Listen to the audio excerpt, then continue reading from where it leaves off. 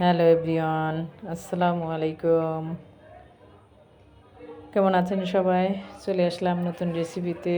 আশা করি ভালো আছেন, রেসিপিটিও ভালো লাগবে। সম্পূর্ণ ভিডিওটি দেখার অনুরোধ রইল। আজকে আমি এই যে এরকম মাঝারি সাইজের বেলে মাছ রান্না করব ডাঁটা ও আলু দিয়ে। এই যে ডাঁটাগুলি এইভাবে জুলিয়ান কাট করে কেটে নিয়েছি, সাথে একটা আলু দিয়েছি। আপনি না চাইলে আলু নাও দিতে পারেন, আপনার ইচ্ছা। তো আমি দিয়ে দিলাম। কাঁচামরিচ কেটে নিয়েছি একসাথে সবগুলি, সব রান্নার জন্য পেঁয়াজ কুচি করে নিয়েছি। এখান থেকে যতটুকু লাগবে মাছের সাথে বা অন্য কিছুর সাথে দিয়ে নিব। প্যানে তেল দিলাম, পেঁয়াজ দিয়ে দিচ্ছি।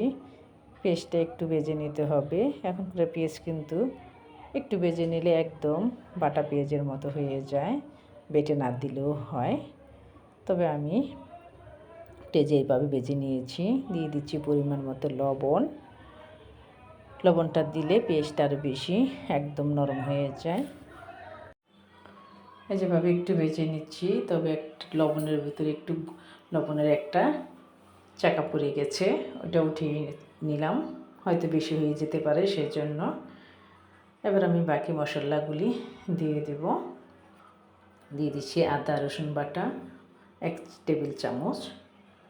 দিয়ে আবার একটু নেড়ে নিচ্ছি যাতে মশলার গন্ধটা চলে যায়, আদা রসুনের গন্ধটা চলে যায়।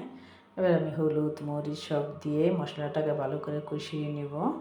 আবার একটু নেড়ে নিলাম। আপনারা না যদি পাবেন একসাথে মশলা আদা রসুনের সাথে হলুদ মরিচ দিয়ে দিবেন, তাও দিয়ে দিতে পারেন।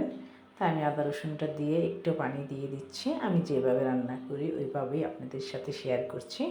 আশা করি আপনাদের ভালো লাগবে। সম্পূর্ণ ভিডিওটি দেখার অনুরোধ রইল। দিয়ে দিচ্ছি 1 চা চামচ মরিচ গুঁড়া।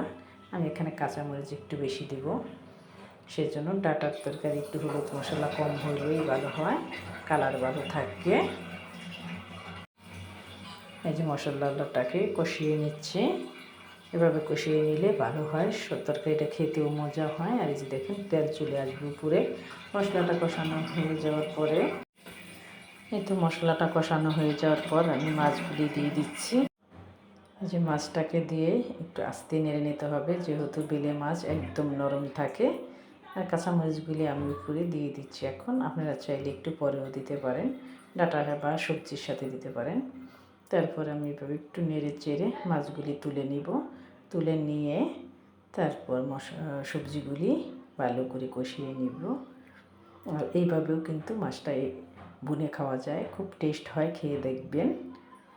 আশা করি আপনাদের রেসিপিটি ভালো লাগবে। সম্পূর্ণ রেসিপিটি দেখার অনুরোধ রইল। ভালো লাগলে লাইক কমেন্ট শেয়ার করে পাশে থাকবেন। তারপর মাছগুলি আমি তুলে নিয়েছি, নিয়ে আমি ডাঁটাগুলি দিয়ে দিলাম। দিয়ে ভালো করে কষিয়ে নিব। তারপর প্রয়োজন মতো জল দিয়ে দিব। তারপর ভালো করে নেড়ে চেড়ে কষিয়ে নেব। একটু ডেকে দেবো কিছুক্ষণের জন্য, যাতে হাফ সিদ্ধ হয়ে যায় ডাঁটাগুলি। আশা করি আপনাদের ভালো লাগবে। ভালো লাগলে আমার সাথেই থাকবেন।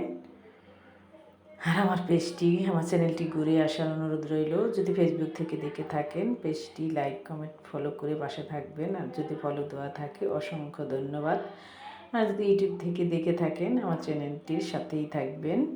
ভিডিওটি একটু হলেও যদি আপনাদের ভালো লেগে বা উপকারে আসে, তাহলে আমার চ্যানেলটি সাবস্ক্রাইব করে আমাকে এগিয়ে যেতে সাহায্য করবেন। আশা করি ভালোবাসা দিয়ে পাশেই থাকবেন। আপনাদের ভালোবাসায় কিন্তু আজ আমি যতটুকুই আসছি, আপনাদের ভালোবাসা না হলে হয়তো আসতে পারতাম না। আশা করি ভালোবাসা দিবেন। এই যে দেখেন, আপনাদের সাথে কথা বলতে বলতে কিন্তু আমার ডাঁটাগুলি হাফ সিদ্ধ হয়ে গিয়েছে। এর সাথে আমি একটা টমেটো দিয়েছি। এবার ভালো করে নেড়ে এভাবে এই যে কষিয়ে নিচ্ছি। এখন পরিমাণ মতো পানি দিয়ে দেবো। আমি পানিটা একটু গরম করে নিয়েছি। গরম করে নিলে ভালো হয়, সবজিটা তাড়াতাড়ি সিদ্ধ হয়ে যায়। আর আমার মনে হয় খেতেও ভালো হয়, করে খেয়ে দেখবেন। ওই যে দেখেন, সবজিটার কালার কিন্তু একদম সবুজ আছে। সবুজ থাকলেই ভালো লাগে খেতে, দেখতেও ভালো লাগে। আর কষাতে হবে না, কষানো হয়ে গিয়েছে। ডেকে দিবেন, ডেকে দিলে তাড়াতাড়ি সিদ্ধ হয়ে যায়। পানি দিয়ে তারপর যখন ভালো করে বলক তুলে আসবে, তখন মাছগুলি এই যে এখন আমি গরম পানি ঢেলে দিয়েছি। আমি সাইডে সবসময় অন্য চুলায় গরম পানি দিয়ে রাখি।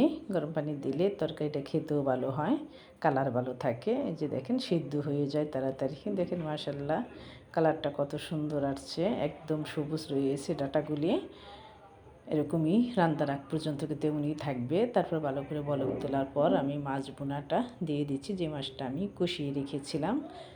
তাই দিয়ে আস্তে একটু নেড়ে চেড়ে নিব। কিছুক্ষণের জন্য একটু ডেকে দেবেন। তারপর নামানোর আগে চাইলে একটু জিরা গুঁড়া দিয়ে লবণটা চেক করে নামিয়ে নেবেন। খেয়ে দেখবেন গরম গরম ভাতের সাথে।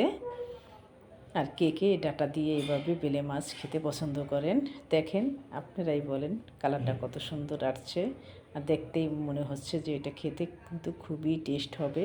আসলে কিন্তু খুব টেস্ট হয়েছিল।